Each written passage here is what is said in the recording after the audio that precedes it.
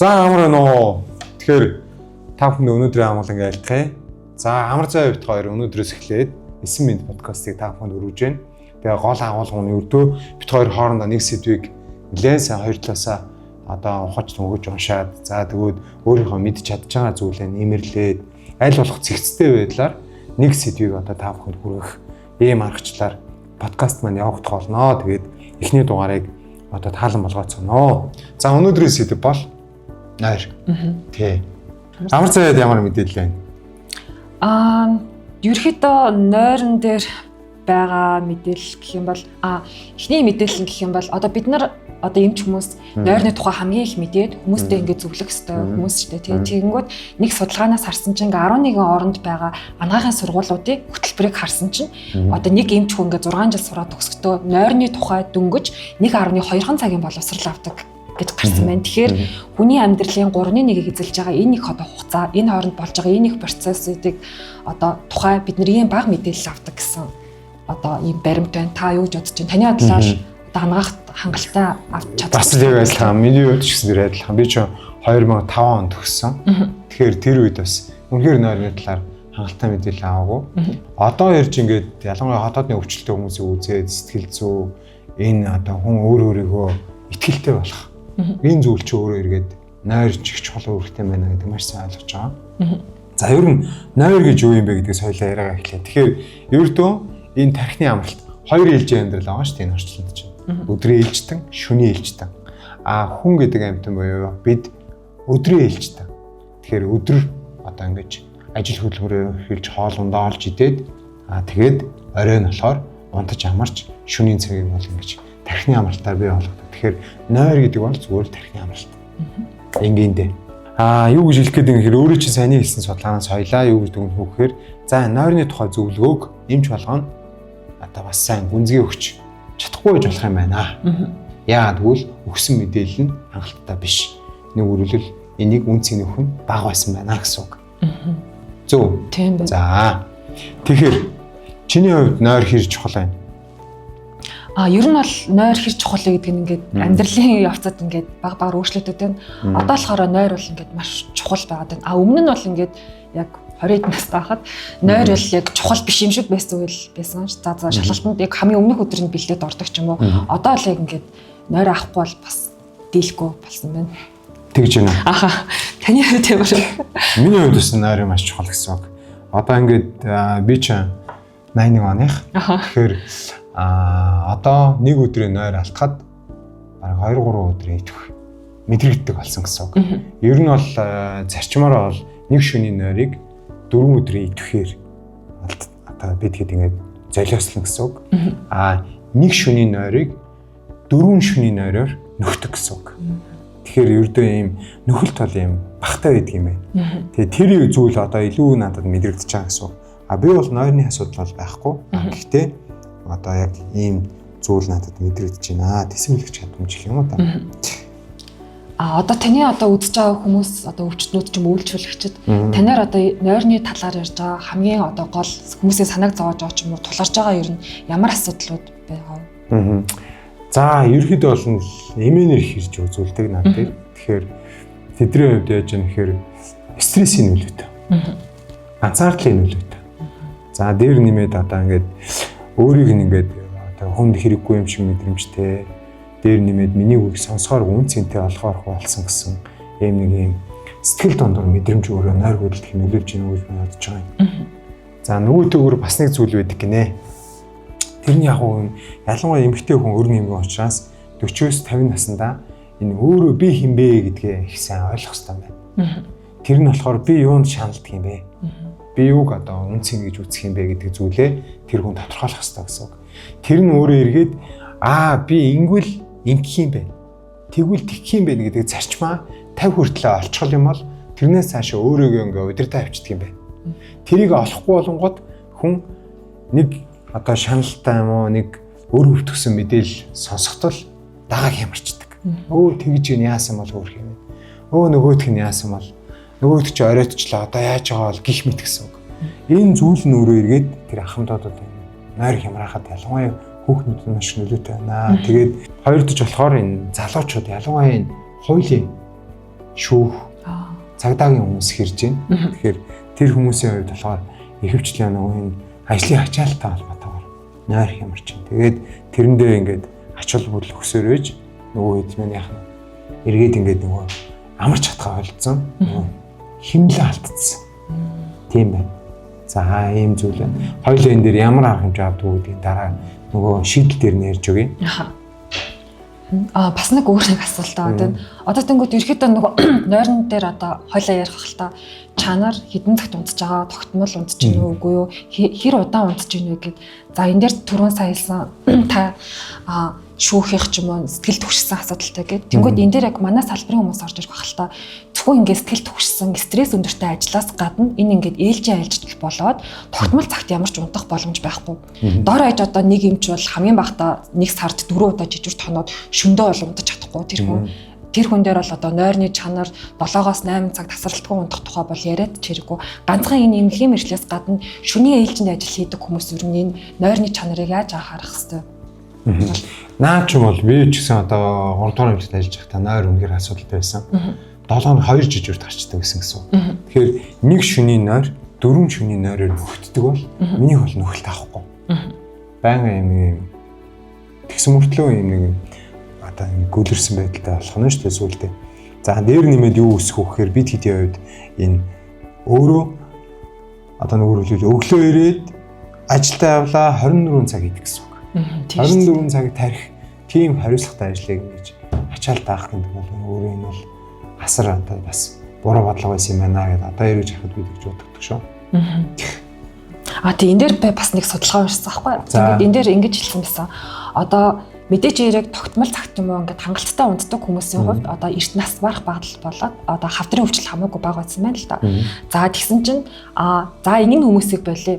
За тэгтэл зарим хүмүүс болохоор ингээд нэгдгээс бүтэн сая өдөр хүртэл хангалттай унтж чаддаггүй 7 цаг унтж чадахгүй 6 цаг болон түүнээс бага унтдаг хүмүүс болоод нэгдгээс 5 дахьын хооронд болохоор 6 цаг унтаад за энэнийхээ одоо нойрыг нөхж байгаа юм шиг хагас бүтэн сайндаа илүү их унтдаг хүмүүс бас байгаа штэ. Яг ингээд хагас бүтэн сайндаа нойроо ингээд илүү нөхөж авч байгаа хүмүүсийн хувьд болохоор эрт нас барах магадлал нь ерөөсөө ингээд хангалттай нойроо авч чадахгүй байгаа хүмүүстэй харьцуулахад 20%-аар ингээд буурдаг гэсэн судалгаа байсан. 20% гэдэг бол ингээд бас бага тоо биш шүү дээ. Маш том тоо тий.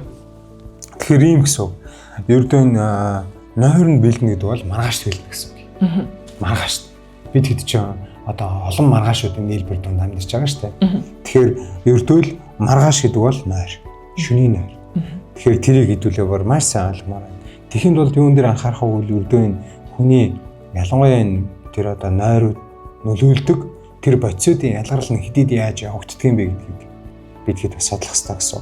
Тэгэхээр мелатонины тухайд ямар ойлголт, ямар судалгаа уншив? Мелатонины тухай болохоор ерөөхдөө судалгааг уншихад л бидний одоо ууж байгаа хэрэглээ ч юм уу мелатонины хэмжээ арай их байгаад ч магадгүй гэсэн судалгаа бол байсан. Дээрээс нь ялангуяа хүүхдүүдийн одоо хийдэд. Ерөөхдөө бол зарим судалгаануудаас харахад бол 0.1-ээс 3 мг хүртэлх мелатониныг бол хангалттай гэж үзэж байгаа юм лээ. Насанд хүрчихэд. Гэхдээ одоо сүүлийн жилүүдэд Монголд харьцан гайгүй юм шиг лээ. Америкт ч юм уу барууны орнуудад мелатонинтэй цай, мелатонинтэй юм жели, эрзэнийн чихэр гээд одоо яг энэ ингээд нойргуудлыг хүүхдүүд рүү ингээд чахаж ирсэн байгаа байхгүй. Хүүхдүүдийг ингээд эртхэн унтуулах зорилгоор. Тэгэхээр зарим яг нойрны мэрэгчлэтнүүд үзэж байгаагаар бол 5 мг-аас дээш мелатонин бол ингээд хэтэрхий их болоод байна. Ерөөхдөө 0.1-ээс 3 мг хүртэл байх боломжтой. Гэхдээ үнэхээр одоо нойр хүрхгүй байгаад байна. Эсвэл нойрныхоо ингээд бэлтгэлийг хийж чадахгүй учраас ингээд унтаж чадахгүй байна уу гэдгийг бол одоо өөрсдөө хүн бас зохицуулах хэрэгтэй гэж хэлсэн. Зөв. За тэгэхээр энэ мелатонин дэрнэс бид хэд ерөөхдөө нэг зүйлийг байгалийн цагийг бид хэд одоо ойлгох хэрэгтэй юм шүү. Тэрний юу гэсэн үг гэхээр бид хэд ердөө нарны амьтаа. Тэгэхээр нар мандах үед босох нь байна. Нар жаргах үед орондоо. Тэгэхээр яг тэр жаргах үе гэдэг үе буюу одоо бол ингээд 9 цаг үе гэсэн үг. Энэ бол унтах цаг. За тэгээд 5:36 гэхэд чинь нар мандсан байна. Энэ бол босох цаг. Тэгэхээр ердөө энийг бид хэд ингэж одоо нэг уйлралтай таацуулахгүй болохоор тааруулахгүй болохоор одоо бид хэд яадаг вэхээр утасныхаа цагаараа л эсвэл одоо богоон цагаа хараад тооцоод идэх гэсэн үг. Тэгээд өвлийн 10 цаг, хаврын 10 цаг, зуны 10 цаг, намрын 10 цаг гэдэг чинь өөр ихгүй. Яагаад гэвэл бид хэд нөгөө цагаа ингэж нөгөө байгалаа цагтаа ууж өгөхгүй яг нэг зүйлээр ингээд яваад байгаа гэсэн. Нэг цаг л тоолгоор яваад байгаа гэсэн. Тэгэнгүүт чи нөгөө хүн чинь цагаа харж унтаад ангууд байгалийн цагаас зөрнө. За нэгдүгürt энэ бол мелатонин маш их нөлөөтэй байдаг юм байна. Хоёр дахь дэлгэцийн хэрэглээ байна. Яагаад гэвэл ердөө энэ гадаа харахгүй болчиход байхад телевиз үзээл дээр нэмээд гэрлээ ингээд ялангуяа одоо ч ингээд айл болгон лед дэлгэцтэй болсон, гэрэлтэй болсон. За тэр нөлөө дээр нэмээд энэ утасны хэрэглээ өөрөө дахиад нойр буюу мелатонины хэмжээ бууруулахад маш их нөлөөтэй гэсэн. Тархинд өвдөө өдөр гэсэн нар гэсэн ойлголт өгнө гэсэн. Учир нь тэр одоо хит ягаан туяаны нөлөөлөл нь өөрөө утасны хэрэглээ нь өөрөө тэр нартаа хүний тархинд ямар мессеж өгч тэрнтэй төстөө ихтэй бага давтамж өргөдөг гэсэн үг. Ердөө тийм зүйл байгаа. Тэгэхээр энэ дээр бас бид хэд анхаармаар юм шиг байна. Мелатонин одоо бага тугаар авах хэрэгтэй гэдэг чинь санал хэлж байна. Тийм. Гэтэ одоо үнэхээр яг унтаж өөрөө чаддаг бол заавал мелатонин уугаад ах шаардлага бол байхгүй шүү дээ. Тийм шүү дээ. Өшөө бас нэг танаас нэг асуух юм байна. Одоо юу гэдэг чинь хүмүүс ингээд баг залуу хахад хүмүүс их нойртой байдаг. Тэгээд нас ахаад ирэхээр ингээд нойрондоо сэргийг болооддаг гэх. Хараад хахад ингээд айгүй олон одоо эмэгтэйчүүд ялангуяа 50-аас дээш наснд ингээд унтах цаг нь айгүй богинохон байгаа юм шиг харагдаад байгаа байхгүй. 5-аас 6 цаг унтаал өглөө айгүйш тасдаг 5 цаг гэж унтаад. Үнэхээр ингээд нас ахих тусам ингээд хүний нойр сэргийг болоод богинохон цаг унтсан ч ингээд хангалттай байдаг болоод байгаа мó. Эсвэл энэ хүмүүст өөр дахиад ийм шалтгаан байгаад байна уу? Энэ хоёр талтай гэсэн үг. За ер нь бол угаасаа нас явах тусам нойрны одоо унтах хугацаа бол багасдаг. Тий. Энэ бол физиологи. Гэвчиг тэр тархины амралт болоод амарч сэрсэн тэр мэдрэмж нь ямар байна гэдэг чухал гэсэн үг. Харамсалтай нь манад болохоор нөгөө нэгдүгээр тэр ганцаардлын мэдрэмж хүндэр байна. Хоёрдож болохоор эрэгтэй эмэгтэйгийн зүрхч мараг 9 жил байна. Тэгэхээр тэр одоо ганц бий. Сүүлийн 9 жилээ 60-аас дээш насны 4 эмэгтэйгийн 3 мараг одоо ингэж туулж байгаа гэсэн үг. Тэгэхээр энэ мэдрэмжүүч өөрөө маш их нөлөөтэй байдаг юм байна. Учир нь болохоор хүн болохоор ингээд санаа нийлсэн хүмүүстэй одоо за энэ гэдэг бол одоо жишээ тааламж дүнэр мэдрэмж сэтгэл хөдлөл бүх юм ингээд нийцтэй байж энэ хүнтэй би насаа одоо ингээд энэ насны амьдралаа зориулъя хамт байя. Тэр нь өөрөө нойр нь маш их сайн нөлөөтэй байдаг юм байна л да. Тэгэхээр тэр мэдрэмж нь гэсэн үг. Цаандаж болохоор ялангуяа настангууд яадаг бол хөл хүйтэн. Хүйтэн хөл өөрөө маш их одоо нойрыг болж чаддаг юм зүйл. Тэгэхээр хүн нойрондоо бэлтгэхийн тулд анхаарах хэд хэдэн чухал зүйлүүдийн нэг нь хөлний дулаан байдал. Ер нь энэ настангуудад хэлбэг гэсэн үг. За энэ бол нөгөө нэг цусан хангамж тийм ээ. Тэгээ биеийн тамир тэр зүйлүүдтэй холбоотой зүйл. Яг нэг хөл дараад хаар нэг сайн унтаж чаддаг шүү дээ. Тийм гэсэн үг. Тийм учраас нойр унтахаас нэг одоо 5-10 минутын өмнө хөл гараа сайн үрж тэгээд хөлийн улаа сайн үрээд тэгээд цусаа гүйц тараах нь шүү дээ. Санаа. Тийм байна. Тэгээд тэрний дараа унтах нь өөрөө эргээд маш их одоо гүн нойр. Тэгэхээр нойр чинь 4 шит байгаа шүү дээ. Тэгэхээр 4 шитээ тэр 3 дахь үе юу? Тэр гүн нойр дарах нөлөөллийг бий болгох гэсэн үг. Тэгэхээр тэр өөрөө бид хэдийн амралт болно гэсэн үг.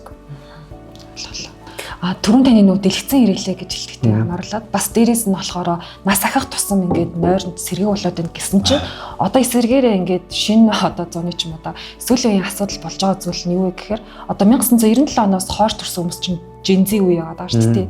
Gen-Z гэх юм болохоор ингээд хамгийн бага унтж ин гинэ. Гэтэ ингээд millennial юм одоо бусад өмнөх үеийнхантай харьцуулахад хамгийн бага унтаад байна гэд. Тэгэхээр унтаад байгаа одоо бага унтдагтай холбоотойгоор энэ хүмүүст болохоор сэтгэл түгшилх байгаа тийм эсвэл ингээд нойргуудл байгаа тийм эсвэл ингээд нэг зүйлтэй амархан төвлөрч чаддаггүй одоо ажил хийх бүтээмж ч юм уу одоо ой тогтолт муу байгаа. Гэтэл одоо хамгийн баг сайн унтж явах хэвээр хүмүүсийг нойрыг ингээд хулж агаад одоо алдагдуулаад байгаа зүйл нь яалтч ингээд дэлгэцэн хэрэглээл байгаа л да тийм бид нэр ихэнх одоо залуу хүмүүсийг харах юм бол дандаа ингээд орондоо орохоос өмнө уцаа ингээд үздэг. Хэрэгтэй юм үзэж байгаагаас илүү хэрэггүй үзэж байгаа нь ер нь бол их байгаа. Яг би бас өөр ингээд үзэж тахгүй. Би бас дандаа голдуу хэрэггүй юм үзсэн сууж тэгээ шүүн болохоор улам хэрэгцээгүй юм бас үзэх гээд байгаа тахгүй. Тэгэхээр одоо ер нь бол ингээд энэ технологийн компаниуд энэ одоо жижиг шорт видеонууд хүний одоо энэ одоо маркетингийн одоо хамгийн шилдэг хүмүүс хичнээн одоо $100,000, сая долларын цалинтай одоо шилдэг хүмүүс бидний анхаардыг юун дээр тогтоох уу, яавал ингээд донтуулах уу гэдэг дээр ингээд ажиллаж байгаа шүү дээ. Бараг 24 цаг. Тэгэхээр одоо энэ хүүхдүүд дээр ер нь нэг яах хэрэгтэй юм болоо. Энэ нь одоо асуудал. Ер нь бол ийм би ч гэсэн наад төр шимзэлж байгаа. Яа тэгэхээр хүний одоо ингээд зан сүүл төрж байгаа хүүхдүүд оюуны чадамж өндөртэй байна. Гих тусам сэтгэл зүй болоод нэг юм бас ингээд нэг тал нь ингээд дамгаа хахад нөгөө тал нь сул байна да. Тэгэхээр тэр юу вэ гэвэл сэтгэл зүй бие махбод хоёрыг илүү одоо нөгөө шүмслэг байдал нэг сул байдаг гинэ. Тэгээ оюуны чадамж өндөртэй байх тусам нөгөө талдаа тэр нь болохоор ингээд булчинлаг хүмүүсийг би дорд үзэж байгаараа биш шүү. Юу гэж хэлэх гээд байна гэхээр эсэргээрээ энэ хүмүүсийн нойр болчих нь нөгөө хоёрыг улам асуудалтай оруулах гэсэн үг. Улам биеийн сулрах нь булчин сулрах нь яагаад гэвэл амралт байхгүй. Шүний нойроо өөр тэр чигээрээ бие махбод бүгдийн амралт. Хоёрд ч болохоор сэтгэл зүй илүү докторгүй болно гэсэн үг. Тэгэхээр тийм нөлөөллийг авах нь өөрөө харцаагүй. Харамсалтай нь энэ хэд чинь тэрийг асуудал гэж олж харахгүй болчихж байгаа. Яагаад гэвэл эн чинь нэг өрдөө нэг 50 хүрээд ирэхээрээ энэ одоо хор холбоотлон гарч ирнэ гэсэн үг. Гар салгалах, тийм ээ? Толгоо өвдөх. За тэгээд бие махбод сэтгэл зүй докторгүй болох. За нэг олон зүйлүүд. Тэгээд сүүлдээ ингээд 60 хүрээд ирэхээрээ нөгөө одоо зөнөрөх тэр үйлчлүүчээ өрдөө нойрны хямрал маш их нөлөөдөг гэсэн үг. Үүний дараагаар бас нэг асуух нь болохоор унтах одоо цаг хэдэн цаг унтах хэрэгтэй юм бэ гэдэг дээр хүмүүсээ ирдэ штэ. Одоо жишээ юм бол айгүй мундаг хүмүүс хүртэл ингэдэг чинь 4 цаг унтахад ингээд би хангалттай байдаг. Одоо би ингээд бусад хүмүүсээс илүү ингээд үр бүтээлтэй байгаад байна. Яа тэгэхээр би ингээд айгүй бага цаг унтдаг учраас гэн. Тэгтэл одоо орчин үеийн ангаах ухаанд болохоор хамгийн багадаа 7-8 цаг унтжиж одоо ингээд өдөрт хийх бүтээмж чинь сайн байна. Ой тогтоол сайн байна. Анхаарал төвлөрөл сайн байна гэж үл хэлээддэг. Хамгийн сүүлд талсан нэг хамгийн сүүлд нь жоохон нэг жилийн өмнө илүүтэй жил арай хүрхгүйгээ өмнө Японы нөгөө ерөнхий сайд ерөнхийлөгч нь л одоо нэг эмэгтэй байгаа шүү дээ. Тэр эмэгтэй болохоор ингээд нэг хэвлэлийн баг хурлыг эзэжлээд хүмүүст хэлэхдээ ингээд би бол 4 цаг унтдаг. 4 цаг унтах бол ингээд хангалттай. Үлдсэнд нь ингээд баг одоо морь шиг, илжиг шиг бид нар бол ажиллаж явах хэрэгтэй гэж хэлээд хүмүүсээс айгүй шүмжлэл аваадсан бол зарим хүмүүс болохоор энэ хүнийг ингээд бас магтах ч юм уу тийм үү гайс байгаад засахгүй. Таны бодлоор энэ 4 цаг үнэхээр хангалттай гэж юу? Тэр би бас сонсч байсан юм. Тэр шүүн засгийн газар хуралдаалсан. Тийм асуудал байсан. За энэ тий бол би санал хэлэхгүй гэсэн үг. Яагаад гэвэл хүн хэдийн ингээд бүтээмжтэй байгаа ч гэсэн тэр нь өөрөө эргээд одоо хиттэй. Энэ өөрөө эргээд чадамж унаана гэсэн үг. Хүн хүсэл зориг тэмүүлэл. Тэгээ эн чинь хоёр юм байгаа шүү дээ тийм ээ. Оюун ухаан гэж хоёр юм байгаа байхгүй юу? Тэр ухаан гэдэг нь логос сэтгэлгээ угаж таньсан зүйл. Оюун гэдэг нь болохоор тэр баясгал тийм ээ. Бардамнах, хөөрөх тэгээд өөртөө урамлах тэр зүйл нь болохоор оюун нөхгүй юу? Энэ хоёр чинь нийлжээж оюун ухаан гэж байгаа. Тэгэхээр тэр оюуны чадамж нь буурна гэсэн үг. Санаа. Хоёр дахь нь болохоор энэ өөрөө эргээд одоо хэдий ингээд дасан цогцсон байлаа ч гэсэн 4 цаг гэдэг бол энэ бол бас хэд одоо хүн болгоно ийм байх хэрэгтэй гэдгээр нь дүнж болохгүй. Тэгээд тэр засгийн газар хуралдуулаад тэр нь өөрөө бас нэлээд ялангуяа тэр профессорууд нэлээд эрүүл мэндийн профессорууд нь нэлээд эмчнэр нэлээд шүүмжлэлтэй хамтж орж ирсэн билээ. Тэгэхээр энэ бол өөрөө их том бүтээмжийг бий болгож чадахгүй гэсэн хэдтэй бол энэ унч. Тий одоо нэг бид нарт нэг юм хэлээд ч одоо ингээд уруутгаад унтаж идэх гээд хитрхийх ингээд унтаад эсвэл тэр хүн 4 цаг ажилладаг. Одоо орчин үеийн төлөөлөгч нь болохоор яг энэ Японы одоо энэ эмэгтэй байгаа бол дээр одоо Никола Тесла гэдэг одоо ингээд энэ гэрэлтэй холбоотой цахилгаан дамжуулалт одоо бүгдээрээ ингэ зохион бүтээсэн. Энэ хүн бас ингээд 4 цаг ингээд унтдаг гэсэн ингээд би уншчихсан аахгүй. Тэгээд тэнгууд болохоор Швейцарт төлөөтэй ингээд PhD-тэй сурч байхад нь бүх хүмүүс профессорууд нь ингээд санаа зовдөг гэсэн. Өдрийн 20 цаг ингээд ажиллаад зөвхөн 4 цаг унтдаг. Тэгээд энэ хүн ингээд бүр ингэж яагаад өвчихгүй дээ гэж бас санаа зовдөг гэсэн. Яг хоо тэр хүн бол ингээд гайхамшигтай зүйлийг бүтээж чадсан хүн ч гэсэндээ одоо бидний ихэнх нь бол ингээд юм жирийн л одоо перформанстай тим хүмүүс шүү дээ. Тийм. Тэр сайн бай тий. За тэгэхээр хоёлаа ингийн. За одоо 2 дугаар хэсэг. Хоёлаа яаж нойроо одоо гоо авах вэ? Ялангуяа шүүн төнсрээд идэх ч юм уу эсвэл нойр хүрэх байгаа үед яаж гэдэг шийдэл тал руугаа илүү сайн одоо хүмүүст мэдээлэл өгье. За би юугаа нойрондоо яаж бэлддэг талаар ярьж хөө. За тэгээ. Тэгэхээр ерөнхийдөө бол ингээд би урд хэлсэндээ сайн нэг шүүгч тэгээд одоо ингээд стресстэй ажилладаг хүмүүс нойр их ямардгаа гэдэг. Тэгэхээр энэ хүмүүсийн хувьд яадаг вэхээр хөвтгээс 3 цагийн өмнө хүүтэн усаар толгоогоо хүүтэн бүлээн усаар хөлөө. Тэгэхээр тэрний яг өдөржин ботсон тэр зүйлийнхаа одоо ингээд толгой дүүртлээ ингээд юм бодоод ч юм эсвэл ачаал аваад ингээд хямарч байгаа штэ. Тэр мэдрэмжийг чинь ингэж арилгана гэсэн үг. Тэгээд болж өгвөл хүүхдтэй тоглох юм уу, гэр бүлийн альбом юм уу, эсвэл гэрийнхэнтэй ярьж ойлгуулцах юм уу. Энэ зүйлүүдийг сайн хийж өөр орон зайруу ингэж өөрийнхөө сэтгэл зүй аваачих хэрэгтэй гэсэн үг. Хоёр дахь. За ялангуяа хүүхдтэй тоглох бол тэдний ертөнцөөр аялах гэдэг бол өөрөө маш чухал үйлдэл гэдэг юм байна. За тэгээд миний хувьд бол бас яг тэрийг баримталдаг гэсэн үг. Ер нь бол ингээд оройн заримдаа нэг 10 гээл орохоор бол тэрийг хийж чадахгүй. Гэхдээ аль болох нөгөө сүү хөрүүлж уух.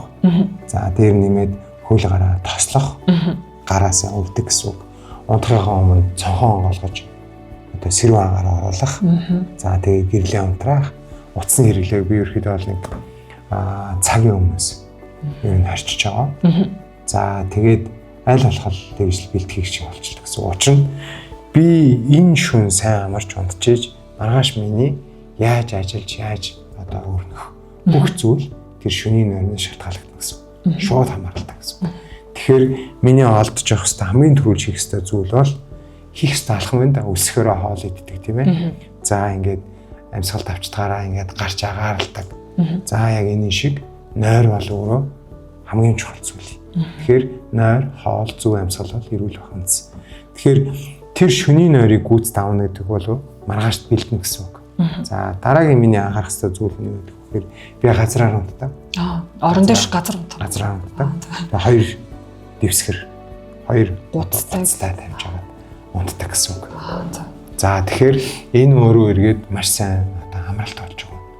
Учир нь тэр матрас тэр юу гэдэг бол өөрөө хүндийн хүчнээс шалтгаалаад бид хэдийн нурууг ихц байлгаж чаддгүй гэсэн үг. Тэгэхээр нуруу хэр зэрэг ихц байлгах нөхцөлөөсөн төдий ч нэг амралтгүй юм бол. Тэгэхээр дэрний сонголт ч гэсэн нөлөөтэй гэсэн үг. Тий. Дэр бол дээшээ харж хөвтөд хавтгаа болох хэвээр. Хажуу дэшээ харж болоход мөрний хэмжээнд харж чадах. Тэгэхээр миний дэрлдэг дэр бол үрт дэр гэдэг гэсэн үг. Үрт дэр. Үрт тариатай дэр гэдэг гэсэн үг. За энэ бол миний дэр гэсэн үг. За нөгөөдөж болохоор тэр дэвсгэр хүнжлийн даав их чухал. Хөс шингээдэг, цахилгаанчдаг ийм байх хэрэгтэй гэсэн үг. Хөс шингээдэг, цахилгаанчдаггүй гэж ер нь бол цэвэр дааван материалтай л байх хэрэгтэй гэсэн үг. За энэ бол маш чухал гэсэн үг. Тий. Тэгээд нөгөө гутс маань өөрөө болж өгвөл эсгий. Хоньны эсгий. Учир нь хоньны эсгий чи өөрөө шингээх чадамж өндөр гэдэг юм байна. Тэгээд одоо энэ орон дээр унтдаг хүмүүс хор доогоо хөндөй байх хэрэгтэй гэсэн үг. Агаар сэлбэл сайн байх хэрэгтэй гэсэн үг. Учир нь хүн унтж байгаа явцдаа энерги ялгаруулдаг. Бид хэд мэдэн штэ. Унтж байгаа өрөөрөө ороход нэг жаахан энэ тааламж өнөр гардаг. За энэ бол ядарлаас үүссэн буюу бие махбод өөрөөрөө цэвэршүүлж байгаа тэр үйлдэлтэй холбоотой тийм зүйл. Тэгэхээр энэ зүйл дээр бид нэр яадаг вэ гэхээр за энэ доогоороо битүү байвал сайнгүй л гэсэн үг. Тэгэхээр одоо энэ зарим ороод байдаг шүү дээ сөхж байгаа юм хийгээд уц муцаа ингээд сөхж байгаа хийчдэг. Энэ өөрөө ингээд сэлгэлт бүрэн авч чадахгүй гэсэн үг. Тэгэхээр доогоороо хөндөй байвал нэг сайн байх нь шүү. За дараагийн нэг баримтлагдаг зүйл маань болохоор ер нь бол би жаахан стресстэй байгаа үедээ нэг 11 гээл орлоо орж ийн. Ер нь бол 10 гэж орохыг хичээдэг. Тийм. Айл болох байгалийн цагаар байх хичээдэг. Гэхдээ ер нь одоо бол би нэг барьж байгаа цаг маань 10 байгаа. Яагаад гэж юм гэхээр ердөө мелатонины ялгарч өөрөө нэг тодорхой хугацаанд боёо нэг 30 минутаас 1 цаг орчмол яг пик үе нэг. Тэр үедээ бид тэгэд нойроо тааруулж хэмнэлээ авбал өөрөө маш сайн байдаг гэсэн үг. Тэгээд бас нэг зүйлийг бид нэр их дутуу ойлгож байгаа. Тэр нь юу вэ гэхээр хэмнэл. Бэм хатаа хэмнэл. Тэгээд тэр нэг 21 хоногоор дадлуулдаг гэдэг шиг би тэгэд 21 хоног яг одоо ингээд байгалийн цагаараа эсвэл яг одоо би 10 цагт унтаад 6 цагт юм уу 5:30-д сэрлээ гэж бодоод энийг хөвшмөл байдалд оруулах тусам стресс багтаагаар бид хэд энийг одоо өөр юм болгож чадна гэсэн. Бидний тэр нөгөө мелатонины ялгаруулдаг, нойрны идэвхийг үүсгдэг тэр хэмнэлүүд ч өөрөө игээд маш их одоо юутай байдаг гэсэн. Нөлөөтэй байдаг гэсэн. За бас нэг зүйлийг анхаарах зүйл нь юу вэ гэхээр миний хувьд нэг цагийн өмнө шингэн юм уудаг, шингэнийг бага уудаг. За хоолыг бол оройтж ирэх юм бол би хоол иддэг. Тараг уучдаг гэсэн. Шингэнийхээ оронд айгын тал тараг уучж байгаа. Таргаа гэхдээ хүүднээр нуухгүй. Бас нойр болж байна. Тэгэхээр нөгөө жаахан халуун юм эсвэл тавьж байгаа юм эсвэл паран дээр тавьж хүүдэн жингийн гаргаж агаад тэгээ эргэлдэх гэсэн үг. За энэ их чухал шүү бас. Учир нь хөвтгөөс 3 цагийн өмнө оройны хоол идсэн байх хэрэгтэй. Тэгээ болж өгөлийн 30 минут алхсан байвал хоолны шингэц сайн шөнийн ойрондч одоо гүн болгоод нөлөөлдөг гэсэн үг. За энэ ямар учиртай юм гэхээр хүн ердөө энэ хоол босруулагч нэмгэн учраас агшилт муутай байна. Тийм учраас хөвтцэн хоол өөрөө гулих магадлал өндөр. Тэгэхээр шүн дунд нойр орчих эрсдэлчин өөрөө эргээд ходоодонд хоол удах дээр нэмээ цээж урсалт. Оройны хоол гэхдээ шүл голлож. Учир нь оройны хоол чинь нойр бодож идэх хэрэгтэй гэсэн. Тэгэхээр тэр зарчим нь юу вэ гэхээр ердөө шүн дунд өлдөж сэрэхгүй дээр нэмээд унтахад хар дарж муугар нөлөөлөхгүй. Тийм хоол идэх нь шүү. Тэгэхээр шингэцтэй тийм хоолыг оройд хэрэглэдэг гэсэн. За миний хувьд нэг тиймэрхүү хөвчлэн лавшаа хэрэглэж байна да. Тэг яг гэртээ оройд чарлаа гэхэд би бол ингээд одоо жаахан эртгээ иддэг гэсэн үг. За дараагийн нэг юм нь болохоор орондоо орлоо. За хаяа нэг би юу хэрэглэж байгаа яг оройд ирсэн үедээ мелатонин нэмэлтээр хэрэглэдэг. Гэхдээ 5 грамм. Тэгээ гайгүй байвал гэж үздэг гэсэн үг. За тэгээд орондоо ороод нойр хөрхийг хүлээдэггүй гэсэн үг. За тийм эвшээ гэсэн үг. Шууд эвшээгэл эхэлнэ. Учир нь би өөрөө хөл гараа тослоо, бүх юм бэлэн боллоо. За одоо би ингээд унтахад надад ямар нэгэн асуудал алга байна гэсэн тэр мессеж бүх юм бэлтгэл хангадлаа да. Түүлэгч одоо эхлэх товч дарлаа да. Тэр нь бол эвшээлт гэсэн үг. Тэгэхээр тархитайгаа би рефлексээр нь ярилцж чадна. Тэр бол эвшээ. Тэгэхээр нэг 5 эвшээгээл гээл ингээл 5 эвшээгээл 6 дахь эвшээлт нь бол ингээд цаанаас яг ингээд нэг хүн нойр хүрхээр эвшээдэг та. Яг л тиймэрхүү хөвчлэн гэж яадаг гэсэн. Тэгэхээр ингээд бид хэд эвшээхээр нэгээ дааж эвшээдэг штэ. Тий. Тэр рефлекс чи өөрөө тархинд ингээд амралт өгдөг гэсэн. Амраа. Би ч гэсэн амраа гэсэн мессеж л авна штэ тэр сайн. За тэрэн дээр би чухалчилдаг гэсэн. За тэгээд толгой хойд зүг рүү. Зулаан орой хойд зүг рүү харна. Тий. Учир нь болохоор нөгөө хойд зүйл өмнө туйлаар чи өөрөө эргээд сорон цоорн нь ийм шулуун байт гэсэн үг. Холбоо. Тэгэхээр бид хэд тэр дагуу унтах тусам гүн нойр сайн байна гэсэн үг. Тийм учраас Монгол гэрийн хаалга урд зүрэ харддаг гэж учиртай байхгүй. Тэр нь яаж юм гэхээр дотор нь байгаа хүмүүсийг хоймор руу харж. Тий одоо нөгөө тийш толгоо хоймор руу харуулж унтуулах гэсэн санаа тэр хаалгыг урд зүрэ харуулдаг юм учраас тэр гэсэн үг. Тэгж толгооны зүгийг тааруулдаг гэсэн үг. Тэгэхээр тэр нь өөрөө эргээд одоо хүний зүрх, тархи, зүрх бүр 3 нэг шулуунд байгаад тэгээд тэр нь одоо урд хойд одоо тэглэхийг холбосон. Тэр шуулуунд дагуу оршвол хүн их сайн унтдаг гинэ. Бас мэдмээр юм тий. Тэгэхээр миний хувьд бол толгоогоо хойд зүрэ харуулж унтдаг гэсэн үг. За ийм л байна да. Нойрондоо бэлтгэх нь бол энэ гэсэн үг. Тэгээд нилээн сайн би нойроо авч иж маргааш нилээн ирч хүчтэй байна. Миний ерөөд бол амьдралын хэвлэл нилээн ачаалтай байдаг учраас. Биний ачаал хөдлөх зүйл бол хөдөлгөөн, нойр тэгээд айл болох одоо өөртөө цаг гаргах тэр орон зай гэсэн. Түрүү нөгөө та хэлсэн шүү дээ.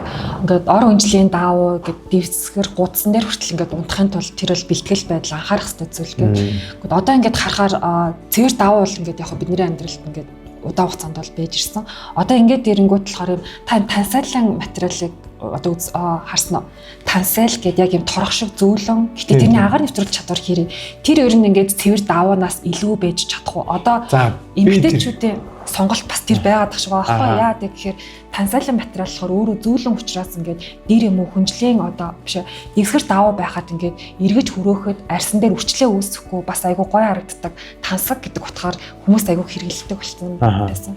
Ердөө маш энгийн гэсэн үг. Цахилгаанч хэрвээ нэгдгийг л үзнэ.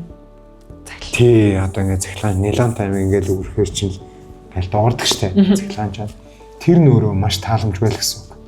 Нөгөөдөж болохоор хүс шингээх чадамж. Хүс шингээх чадамж. Тэгэхээр би бол одоо айл болох байгалийн гаралтай даав юмыг жуулчлаач ээ. Би зөвлөхөр энэ да. Болголоо. Бас нэг асуулт. Та нөгөө хэлсэн шүү дээ нөгөө дасгал хөдөлгөөн нойр одоо дээр анхаарнаа гэх. Тэнгүүд дасгал хөдөлгөөний тухай ганд нэг дахиад нэг юм асуухад ингээ орой фитнес зал руу ингээ очиход харахаар нэг ерөөхдөө оройн 8 цаг 9 цаг зарим тохиол 10 цаг гэхэд ч гэсэндээ хүмүүс ингээд дасгал хийгээд байж идэг. Тэгээ дээрэс нь фитнес зал чинь голдуу ингээ айгуу чанга дуучмээ те хүнд ингээ ирч хүч хөхүүц одоо тийм дууг айгуу чангаар тавьж штэ. Тэгэхээр ер нь таныхаар бол орой хэдэн цаг хүртэл хүн ер нь дасгал хийх хэрэгтэй юм бэ? За тийм дасгалыг ер нь унтахын өмнө хийж болохгүй гэсэн тийм тусдаа дасгалууд бас байна уу? За унтахын өмнө бол дасгал хийж болохгүй. За нэгдүгээр тойлоо нэг дээр санал хэлэх учир нь тэр амьсгаадах хэмнэл ихсгэн гэдэг бол өөрөө эргээд дахиад хүнд энэ нойр болж ирслийг бий болгоно гэсэн. Харин тэр тайван байдал, бясалгал байна уу, намуу аяа байна уу тийм ээ. За энэ зүйлүүд нь өөрөө эргээд тийм бол эргээд одоо зөв нөлөө өгнө гэсэн. Дасгалын хувьд би бол тийм яг тедэн цаг гэж бол яг бясалгаар нь бол хийж чадахгүй. Гэхдээ миний хувьд болохоор нэг орой заримдаа бэлтгэл за нэг 7:30 гэж тарж байна да. Тэгдэг гэсэн үг. Тэрнээс хойш бол тэрнээс хойш нэг дасгал хийх гэсэн. Саунд бол харин суугаад нэг 8:39 гэж одоо өндөрлж болдог. Тэр бол нойр нөлөөлөхгүй байна. Харин эсрэгээрээ гоо авах тийм л. Ойлголоо. Тийм бол гэсэн. Нөгөө унтахад бас нөгөө бэлтгэл хэрэгтэй гэдэг байгаа шүү дээ. Ерөнхийдөө бол би яг таны хэлсэнүүдийг хийдэм байх. Зарим нь гэхдээ бас хийдэггүй юм байна. Тэнгүүд надад болохоор нэг анзаарчихсан нэг зүйл нь юу вэ гэхээр би болохоор яг ингэж боддог. Ингээд би бэлтгэл хийгээд яг ингэж өвшөөгээд ч юм ингээд хөл гараа ингэдэг байхгүй. Тэгээд байж байгаа ерөнхийдөө миний нэг баримтлаг зарчим гэх юм бол яг ингээд орон дээрээ зөвхөн ингээд унтахтаа л би ингээд орон дээрээ очно гэж боддог байхгүй. Тэгэхгүй яг ингээд орон дээрээ ингээд кино үзэж ч юм уу орон дээрээ юм идээд орон дээрээ одоо бүтээл хичээлээ хийж идэх хүмүүс бидэд шүү дээ ингээд оршилцсан. Би яг тийхгүй байхаа хичээд яг орой бол зөвхөн ингээд унтах газар шүү гэдгийг би ингээд өөрийнхөө тархиндаа бас ингээд кодлох гэж хичээдэг. Тэр бол гарцаагүй зөв. Нөгөө хэдий жаргалтаач орондоо буудвал хэдийх зовлонтойш орондоо буур үлддэг чинь тийм хүмүүсүүд учирсаа дээ. Тэгээ айл болох нойронд бол их гамтай байж байгаа юм шиг үлээ. Тэр уламжлалтын номон дээр бичсэн байдаг. 3 тохиолдолд нойрыг одоо зориулж болно, шөнийн нойрыг зориулж болно гэж байгаа. За. Эх орноо манах. Нойлоос 2 настай хүүхдийг асрах. Ижи аваа асрахтаа нойроо ингээд шөнийн нойроо зориулаа. Бусдаар бол энэ чинь өөр их чинь шүү гэж. Ийм утгатай үг гэдэг шүү. Тийм ээ. Энэ кофений хэрэглэн дээр ямар мэдээлэл нүрдэж байна? Кофений хэрэглэн дээр бол мэдээж нөгөө кофеин их байх юм тусмаа одоо нөгөө хүний бие системээс ялгарч чадахгүй учраас ерөнхийдөө бол хүний нөгөө кофеин төсвөрлөх чадвараас бас шалтгаална. Зарим хүмүүс ингээд зүгээр латте ч юм уу маш бага кофений орцтой уудаг ч гэсэндээ ингээд унтаж чадахгүй, нойр хүрэхгүй. Тэгтэл сүүлийн үед бас энэ нөгөө кофе хитрхийг уудаг хүмүүс бараг шүн ингээд орой унтахын өмнө кофе уудаг гэсэн ингээд унтаж чадаад байна л та. Гэхдээ энэ дээр бол ингэж гарч ирж илээ. Ерөөхдөө унтаж чадж байгаа гэдэг нь нойрны чанар ингээд бас сайн байна гэсэн үг бол бас биш гэдгийг бол харуулад байгаа. Тэгэхээр та ер нь кофе ер нь ууд юм уу? Хамгийн ер нь сүүлд одоо кофе уух одоо боломжтой цаг нь ер нь хэдэн цаг вэ? За унтахаас 6 цаг юм. Тэгэхээр одоо кофений хагас задралын хугацаа чи урт. Тий урт байгаа. Тэгэхээр эн чинь өөрөө яг мелатонин эсрэг одоо үйлдэлтэй. Нөгөөдөж болохоор бас витамин D их нөлөөтэй шүү. Витамин D бас их нөлөөтэй байдаг гэсэн. Өөрөөр хэлбэл оройд витамин D уудаггүй. Тийм учраас үдээс өмнө цайны дараа витамин D уудахын учир нь. За тэгэхээр тэр кофений хэрэглэн дээр харин бид хэд арай л хэтрүүлээд байна уу гэсэн бодол бидэрт байгаа. Хоёр янзаар. Нэгдэж болохоор тэр чинь өөрөө одоо нөгөө юм хэдий кофений агуулмжтай одоо ингээд уухаар таашаал өгж байгаа мэт боловч өөрөө шингэний биеэ хадагч болдог гэсэн үг. Тэгэхээр тэр одоо цангалтыг бид нар кофе уухаар гоё болдог. Кофегаа хүсэж чинь гэж өөрийгөө ойлгож хэрэглээд байгаа.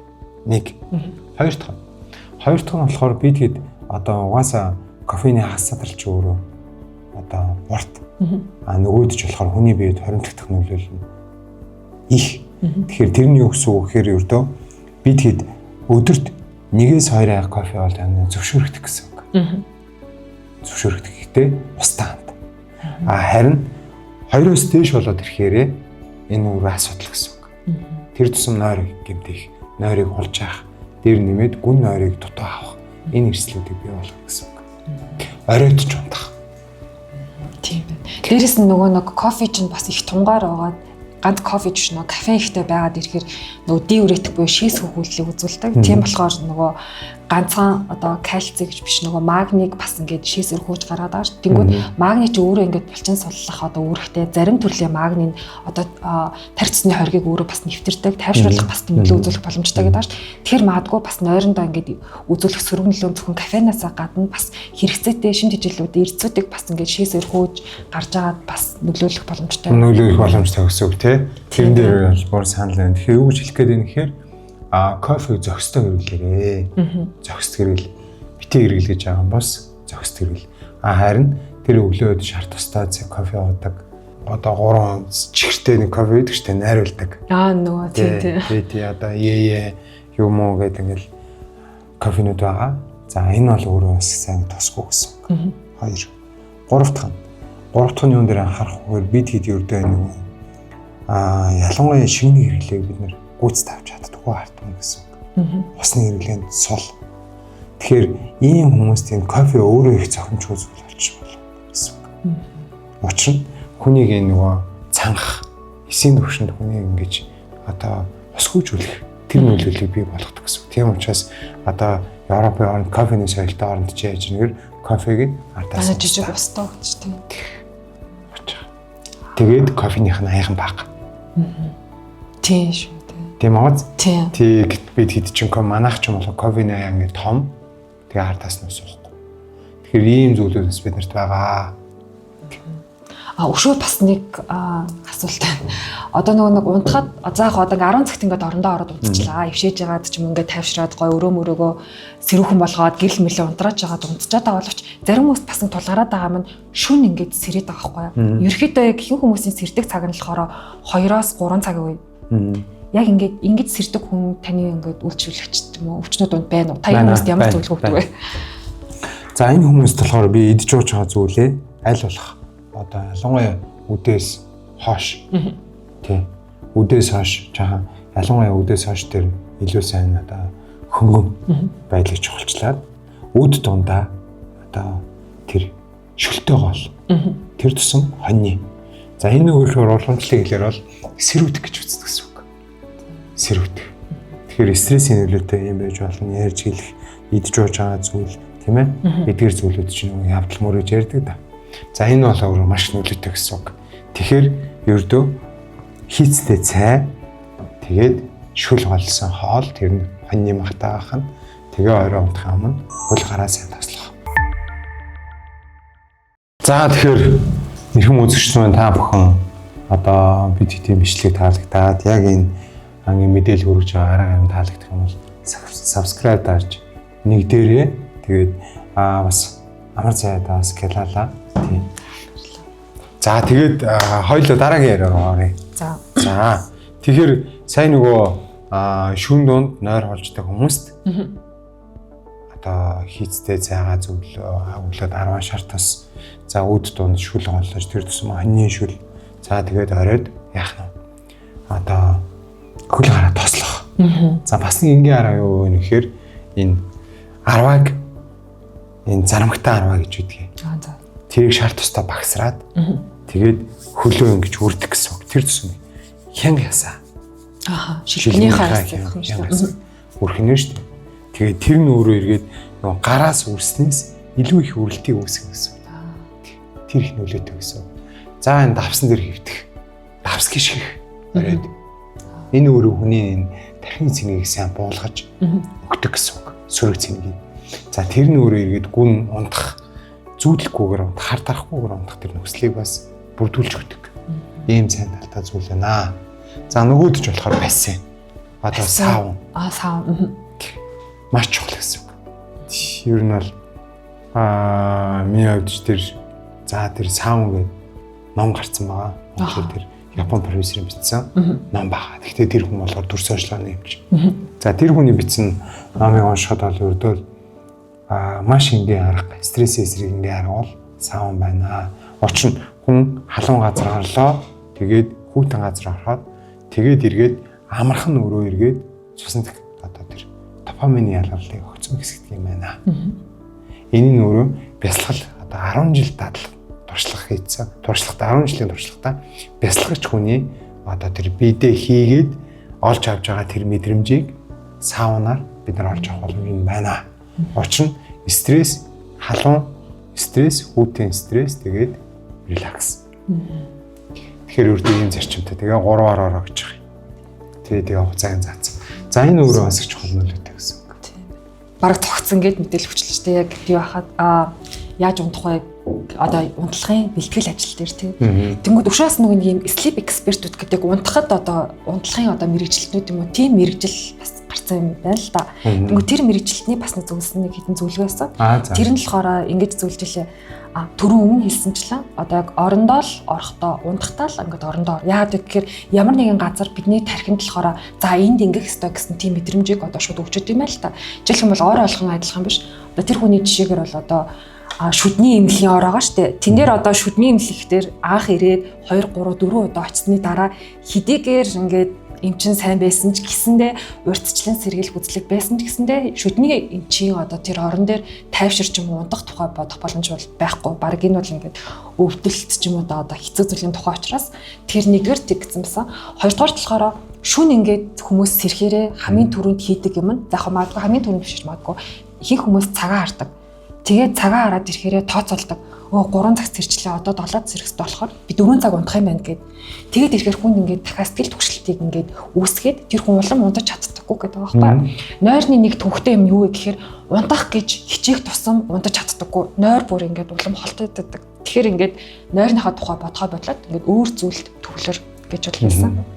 Тэгээд дээрэс нь болохоор ерөөхдөө цагаа бол бити ингээд хараарай гэж хэлээд байгаа. Дээрэс нь унтаад одоо шүн сэрээд байна гэдэг чинь нэгсэндээ нэг шалтгаан нь одоо стрессийн давар буюу кортизолын хэмжээ ихсэн байгаа учраас ерөөхдөө шүн сэрээд байгаа. Тэгэхээр өмнө нь таны хэлсэнчлэн ингээд стрессийг тайлах хэрэгтэй, сэтгэл түгшүүртэй, ганцаардалтай, зовлонтой ингээд унтчих юм бол шүн ингээд сэрэх боломж одоо магадлал ч юм уу илүүх болно.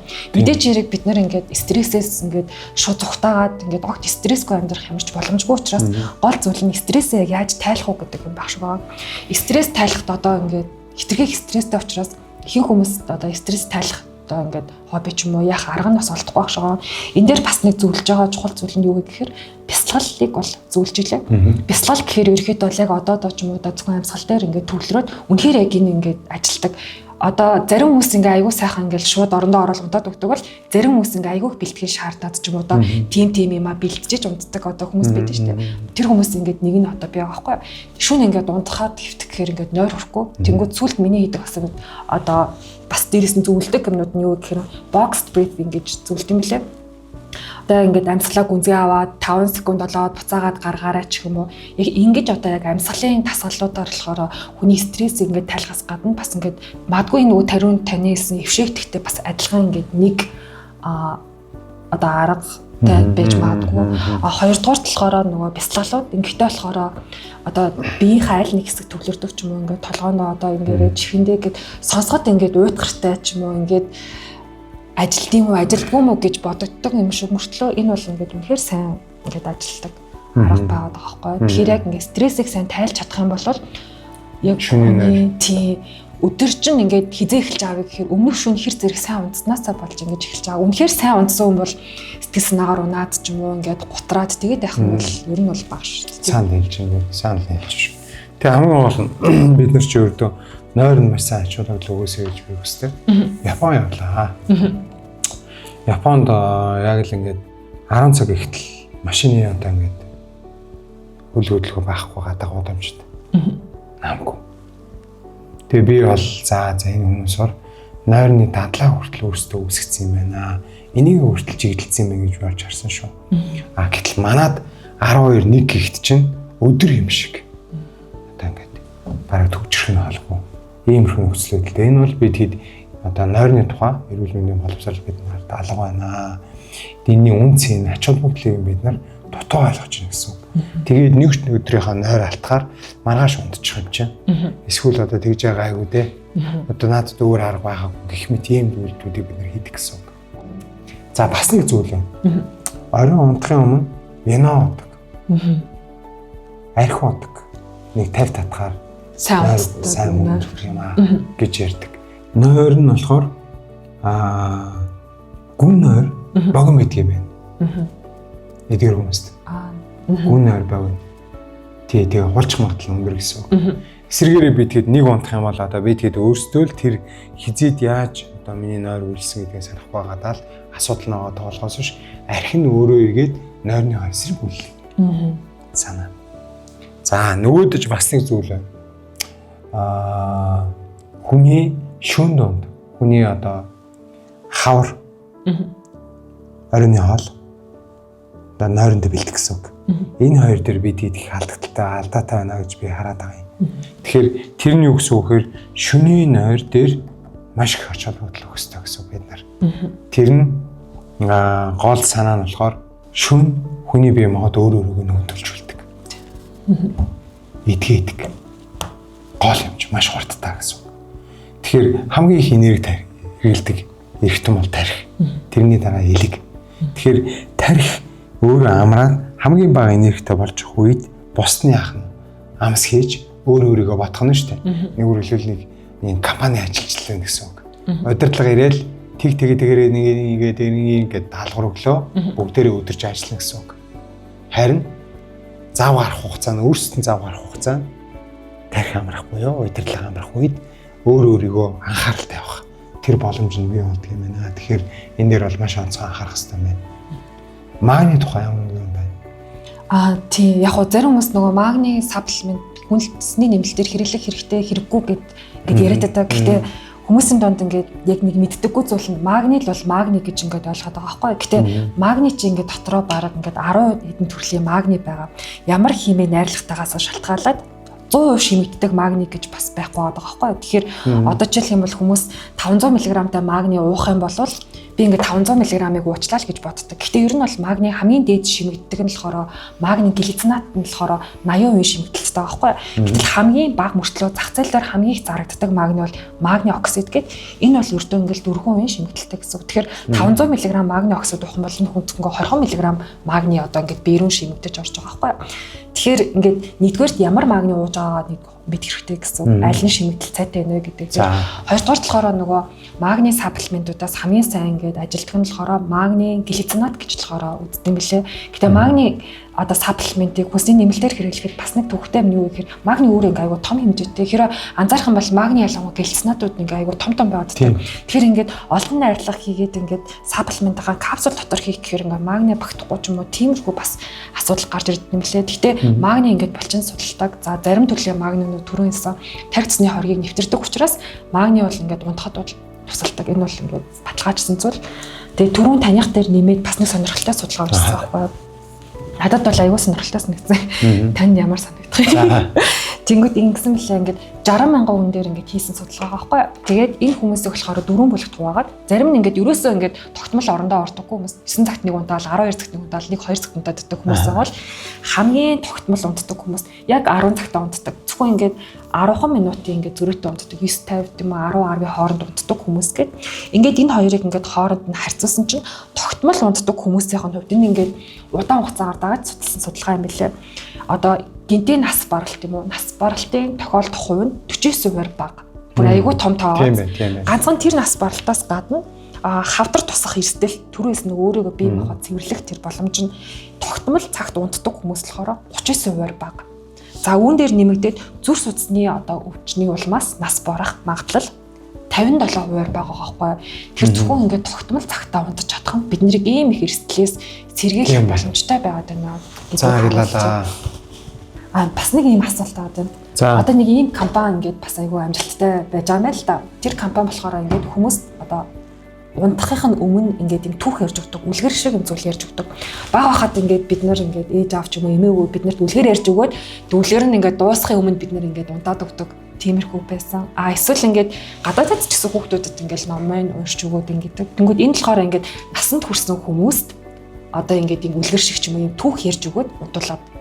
Тэнгүүд одоо энэ их зарим хүмүүс бас хангалцд юм уу яа. Зарим хүмүүс ингээд подкаст сонсонгоо, зарим одоо миний ингээ эргэн тойрны хүмүүс бүр crime podcast буюу одоо бүр гэмт хэргийн тухай юм сонсонгоо унтдаг хүмүүсс байгаа байхгүй. Та энэ дээр юу гэж бодож байна? Юм сонсч унтах нь юу юм? За тэр болохоор би бол зүгээр хэрэг зэрэг тааламжтай зүйл дээрэл байна уу? Тэр нь өөрөө тийм мэдрэмж төрүүлж байгаа л гэж бодож байна. Нөгөө талдаа болохоор бид хэдийн хувьд одоо айл болох нөгөө юм нойрны бэлтгэл гэдэг бол амьсгал дээрээ төвлөрсөн. Тэгээд ийм 50 байлга баруун цагаалсан өсөхтэй гэсэн. Би бол яг тэр хүмүүс цагтаа унтахгүй л гэж бодож байна. Тэрийг үзэж байгаа хүмүүс. Яагаад үл нэгдүгээр тэр хүн үзье гэсэн сэтгэлтэй. Тий. Нөгөөдөж болохоор нойрны ач тусаа бодохгүй тэрэн дээр шууд тэмүүлж нэг гэсэн. За бас нэг зүйл нь хоёлоо өдрийн нойр ярих хэрэгтэй. Өдрийн нойр. Тий. Тэгэхээр өдөр унтахад би ямарна, шөнө унтахад тарих амарна. Шөнийн нойрыг шөнийн нойроор нөхөн. Өдрийн нойрыг болоо одоо шөнийн нойроор нөхгүй. Шөнийн нойрыг өдрийн нойроор нөхгүй. Учир нь тарих би ямраад идэг учраас. Тэгэхээр өдөр унтахад нөгөө ингээд хөдөлгөөн анзаараад, хүн орж байгааг анзаараад, бүх юмыг анзаарч унтаад идэг. Учир нь тэр гүн нойр доордохгүй гэсэн үг. Тийм юм байгаа шүү. Нөгөөдөж болохоор уламжлалт соёл байгаа. Хүүхнүүдээ хөвчлэн үдээс өмнө унтна. Тийм. Гэхдээ нэг цагаас уудаг. Тийм. Ирчүүд нь үдээс хойш. Тэгэхээр яа гэхээр нөгөө ирчүүд нь төрүүлж босож, эрт босож одоо адуу малн байх нь шүү дээ. Тийм. Тэгэхээр үдээс хойш өмнө унтах тэр ялгамж нь тийм өчтэй гэдэг нэ. Тэр бол уламжлал шүү. Тэгэхээр ийм зүйл байсан юм байна. Ийм соёл байдаг байсан юм байна гэсэн үг. Одоо тэгвэл өдөр унтжаар штэ. Ерөнхийдөө өдөр одоо хэр их унтвал одоо шөнийн нойронд нөлөөлөх. Өдөр их унтчих юм бол бас шөнийн нойр болчих. За энэ дээр бас нэг учир бий. Хаврын цагт унтахдаа хоолноос өмнө унтна. Учир нь хоол идэхэд би ядардаг гэсэн үг. Унтсан ч гүц таамардаг юм байна. Улам хөндөрч босч ирдэг гэсэн үг. Тэгэхээр айл болох хөнгөн байх дээрээ бие амраагаад өргөжлүүлээд хоолоо идэх нь зохистой байна. Яагаад гэвэл хоолны шингээх чадамж болоод хэмжээнээс шалтгаалсан юм зүйл гардаг гэсэн үг. За нөгөөдөж болохоор бусад үйлрэлүүдийн хувьд бол одоо бас энэ бол чухал. Гэхдээ нэг цагаас илүү хэтрүүлдэг юм байна. Нэг цагаас илүү хэтрүүлдэггүй. Идж байгаа хоол, унтж байгаа нойр хоёр өөрөө хугацаатай давтамжтай байх тусам сайн гэсэн үг. Тэгээд ялангуяа хоолн дээр болохоор нэг цагийн өмнө юм уу хойно. За би яг л 12:30-д хоолнд ордгоо гэвэл яах нь нэг цагийн өмнө юм уу хойно энэ хэлбэлзэл дундаа байж иж сая тэр рефлекс чинь баригдана гэсэн үг, хадгалагдана гэсэн үг. За манай подкастэнд хамт байгаа та бүхэндээ гялалаа. Тэгээд таалагдж байгаа subscribe дараарай. За мөн амар зай амжтай бас маш их талархалтай байна. Тэгээ энэ бол ихний дугаар байгаа. Тэгэхээр алдаа оноогоос үүсэхгүй байна. Тэгэхээр бид хэдийн улам сайжруулад маш богино хугацаанд илүү их одоо үн цэнтэй мэдээллийг та бүхэнд одоо бэлдэж хүргэх болно. Тэгэхээр бидэнтэй хамт байгаарай. За дараагийн хоёулангийн ярих зүйл бол энэ нөгөө шүн хорхиордаг. За тэгээд амьсгал тасалддаг. За ангиснэрээ өргөд өөрөө ч тэр хажуудлын үнэ ч гэсэн 5% оруулдаг юм зүйл байна. Тэгэхээр энэ талаар хоёулаа илүү сайн ярив. Тэгэхээр хорхиолт гэдэг дээр ямар нэгэн судалгаа байна уу? За ерөөхдөө нөгөө судалгаанууд нь шүүн ялангуяа хорхирж байгаа. Эсвэл нөгөө шүүн дунд амьсгал тасалдах одоо хам шинж гээд ингээд хорхирж байгаад ингээд гинт амьсгалын тасалдаад ингээд яач вэ гэж баруун бодохоор болдог. За эндээс болоод бол яг ингээд тоонууд нь бол ингээд орон болгонд ч юм өөр агалавч энэ бол ингээд зүр судасны эрсдлийг бол өвдөх эрсдлийг мөн асарах эрсдлүүдийг бол шууд бол ингэж нэмэгдүүлж яадаг байгаа. Тэгээд дээрэс нь энийг мэдэж ирэх одоо их тохиолдолд илүү дэлжинтэй хүмүүстэй холбоотой хоёрдугаар нь унтах буруу туршилт болон булчингийн солирлуудтай бас холбоотой гэсэн мэлээ. Тэгээ үнийг болохоор засах гээд одоо гарч ирж байгаа юм жижиг девайс ч юм уу жижиг одоо юм арга хэмжээнүүд байдаг л та. Зарим нь болохоор ингээд хамардаа зүүдэг юм жижигхэн соронзон юм магнитын одоо клипүүдийг бол зүүдэг. За эсвэл зарим нь болохоор ингээд хурхирахгүй гээд амаа ингээд дараад ямаар наагаад бас унтаад байдаг. За энэ нь бол ингээд зарим хүмүүст ингээд ажиллаад байгаа юм шиг мөртлөө. За яг энэ бол ингээд одоо камер олооч юм уу яг унтж байгаа энэ мэрэгчлэлтүүдийн бол яг шууд зөвлөдөг, яг шууд зөвлөмжөндөө бол ордгүй юм билээ. Яагаад гэхээр ингээд амьсгал таслах хамшин ч юм уу хурхраад байгаа нь болохоор зөвхөн ингээд хамрын нүхээр агаар сайн орж чадахгүй байгаагаас болоод байгаа гэхээс илүүтэйгээр ингээд амьсгалын одоо зам одоо хоолойны асуудлууд байгаа байхгүй. Тэгэхээр яг ингээд амьсгалын замаар одоо хамрын нүхийг жоох ингээд тэлээд өгөхөөр амьсгал их авлаа гэд энэ асуудлыг бол бас бүрэн шийдэхгүй гэсэн бэлээ. Хоёрдугаарт нөгөө амиг ингээд одоо скотч юм уу тийм тейп шиг юмар ингээд наагаад байгаа штэ. Инхээр одоо нэгсэндээ хүчээр амьсгалыг нь хамраар ахуулах одоо арга хэмжээ болохоос биш яг ингээд энэ асуудлын явдаг бол бүрэн шийдэхгүй. Гэтэ мэдээж яг одоо одоо хамар мөрөлттэй ч юм уу да эсвэл амьсгалаа бүрэн авч чадахгүй байгаа. Тийм тохиолдолд бол энэ магнитууд бол бас сайн ажилдаг. Танд өөрснө. Надад юм хэцүү үйл гэх юм бол нэгдүгürt энэ бол жингээ илүүдэлтэй учраас жин буурна хэвэн байдалд орно гэдэг бол нойрын чанарыг одоо шууд сайжруулах нэ. Энэ нөрөөгээ зүрх судас болоод тархины үйл ажиллагаа зэрэг сайн талтаа гэсэн. За нөгөөдөж болохоор бидний хувьд бол магнитууд талаас их байгаа. Тэгэхээр магниг бид маш бага ярьж байгаа. Тэгэхээр ялангуяа магнит цитрат тийг бид одоо тогтмол одоо ингээд нэмэлтээр хэрэглэх нь нойрны чанараас гадна зүрх судасны үйл ажиллагааг дэмжиж өгнө гэсэн. За тэгээд өдрийн цэгт нөгөө D3, K2 уухт нь өөрөө эргээд бие махбодыг бас сайн дэмжиж өгнө. Энэ эргээд яах нь нойронд сайн бэлдэж өгөхөд маш чухал одоо ийм битүүн байх нэ. Тэгэхээр энийг бол одоо та бүхэн бол маш сайн хэрэгжүүлээрэй гэж юм чинь одоо хүсэж байна. Тэгэхээр магний нэмэлтээр хэрэглэх нь тэгээд D3, K2-ыг нэмэлтээр хэрэглээрэй гэж зөвлөгөө байна. За нөгөөдөж болохоор нөгөө цай уугаад, шүл уугаад, хөлрөөд, бие тавираад гэж ярьдаг. За энэ үзэгдэл өөрөө эргээд нойронд маш сайн байдаг. Энийг бол ялангуяа энэ одоо стрессийн гаралтай бие махбодыг өөрчлөлтийн үед энэ ингээд тайтгарах, тайвшрах тэр үндсийг бий болгоно гэсэн үг.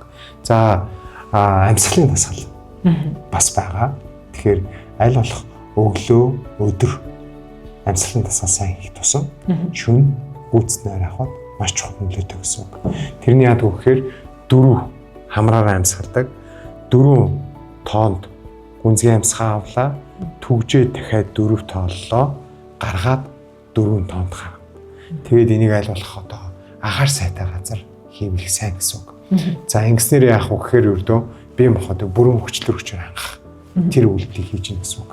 Энийг хизээ хүртэл хийх вэ гэхээр толгоо дүүртэл манартал гэсэн үг. Бид нар хийгээд энийг үр дүн үзүүлэх хэрэгтэй. За энэ их чухал шүү. За нөгөөдөж болохоор энэ нөгөө дэр маш чухал гэсэн үг. Тэгэхээр жингийн илүүдэлтэй хүзүү богинотой хүмүүс хөвчлэн өндөр дэр дэрэлдэг юм байна. Тий. Тэгэхээр өндөр дэр нь өөрөө эргээд амьсгал таслах, хорхирах энэ эрсдлийг дахиад бий болгодог гэсэн учир нь хүзүү богино учраас яах нь хүзүү богино байх тусам жингийн илүүдэлтэй байх тусам хорхирах магадлал нь өндөр. Хорхирал их байх тусам таслах магадлал нь өндөр. Энэ эргээд зүрх судасны үйл ажиллагаанд сайнаар одоо муугаар нөлөөлнө гэсэн үг. За ийм зүйлүүд байна. Тэгээд бас олон зүйлүүд нойртой холбоотой. Уушаас нөгөө нойртой холбоотой гарч ирж байгаа юм хот ч юм одоо тоног жижиг төхөөрөмжүүд юм аппликейшнууд бас байдаг аахгүй. Одоо ч юм бол зүйдэг бүүвч эсвэл юм уувч зөвлөд эсвэл гар утсан дээрээс нойрыг хэмждэг юм аппликейшнууд байдаг юм л да. Та ингээд эднээс хэрэгэлдэг үү? Таны аагүй би юу нь бол нойрондоо асуудал харьцан гайг учраас би тэрийг бол хэрэгэлдэг аа. Хүмүүс ер нь ийм зүйл байдаг гэдгийг бол зөвлөдөг. Бид хэдийн хөвчлэн тэр урд хэлсэн шүү дээ тийм ээ. Тэр ганцаа сэтгэл зүйн мэдрэмж. Тэгээ хүн чинь 3 бие байгаа шүү дээ. Махан бие, буюу уурган бие, тэгээ сэтгэл бие, сүнсэн бие гэсэн 3 орон зай байгаа. 3 бие нийлжээж сая бид хэдийн бие махбодыг бүрдүүлж байгаа гэсэн үг. Тэгэхээр махан биеийн шим хичээлээр бид нар хооллох нь байна. Махан биеийг сэтгэл биеийг мэдрэмжээр хооллох нь байна. Сүнсэн биеийг бол мэдлэгээр итгэл үнэмшид мэдлэгээр хоолдог гэсэн. Тэгэхээр энэ зүйлийг л би өдөрт хүртсэн байх тусам төдийч нэгээр 50 ундах үндэсний бий болох нэ. Өөртөө сэтгэл хангалуун байх. Тэр нөлөөлөл нь эргээд яах нь нойрыг гүйцэд болгодог гэсэн үг. энэ дээр би бас нэг юм ерөөхдөө байсан. Одоо энэ ерөөхдөө нөө технологи аягүй мундаг хөгжөөд байгаа. Гэтэ зарим услахаар энэ бол ингээ орон зэсгүй зүйл гэж бол зарим нь бол энд ингээд итгээд ялцчгүй миний ингээ дата намайг зөв харуулдаг гэд. Эндээс ерөөхдөө ингээд харсан чинь яг энэ одоо аппликейшн ч юм одоо төхөөрөмжүүд бол дунджаар нэг 20-30% ч юм уу магадгүй энэс арай бага алдаа заадаг ч гэсэндээ ерөөхдөө бол ингээд нойрон чанарыг үнэлэх боломжтой гэж үздэг байгаа юм лээ. Ерөөхдөө үнэлэхдээ бол хүний ингээд зүрхний цогцолт болоод нойрон дундаа хэрэг хөдөлгөөн хийж ин гэдэг дээр нь л үндэслээд ингээд нойрны чанар одоо унтсан хугацааг бол гаргаж ирээд байгаа юм лээ. Мэдээж хэрэг ингээд эмнэлэгт ч юм одоо энэ унтлагын клиник, sleep клиникүүд ч юм уу байгаа тэр тоног төхөөрөмжүүдийг бол гүйцэхгүй. Гэхдээ нэгэнт хүн болгон тэгж чадахгүй учраас энэ бол бас тодорхой хэмжээнд үнэлэх боломжтой гэж гараад ирсэн байлээ. Тэгэхээр бас нэг муугүй юм шиг байгаа. Би санал хэлж. За нөгөө талдаа би эмчийн хувьд бас бид хэд энэ химлийн тухай ойлголт муутай байгаа. Тэгэхээр өглөө хэдэн цагт хоол идвэл миний бие болох юм. Өдөр хэдэн цагт би хоол идвэл болох юм. Тэр дундаа өд дундаа би хэдэн цагт одоо ингээд унтвал надад тааламжтай юм. Тэгээд оройд би яаж нойроо авах вэ? Хэдэн цагт би орондоо орсон байх хэвээр. За энэ химнэл гэдэг нь өөрөө эргээд бие махбод ямар ч стрессгүйгээр өөрийгөө эзэн болоод бид хэд ч гэсэн нэр ухамсартайгаар тэрэндээ боломж олгоод ингээд хавсах ийм зүйлүүдийг бас чухалчлаасаа гэж би одоо чин сэтгэлээс хүсэж байна. За тэр sleep apnea буюу шөнө амьсгал алдааслах. Энэ хүмүүс бол зүрх судасны эрсдэл өндөр учраас зүрх судасны эмчийн хяналтанд одоо сайн очиосоо ингээ оролцоосоо гэж хүсэж байна. Учир нь тэгэхээр яг үхээр нэг 24 цагийн зүрхний бичлэгийг хийх хэрэгтэй. Хоолтор зүүх хэрэгтэй. Нөгөөдөж болохоор энэ хүмүүст юу зөвлөх хэрэгтэй гэхээр нөгөө гинт нас барах.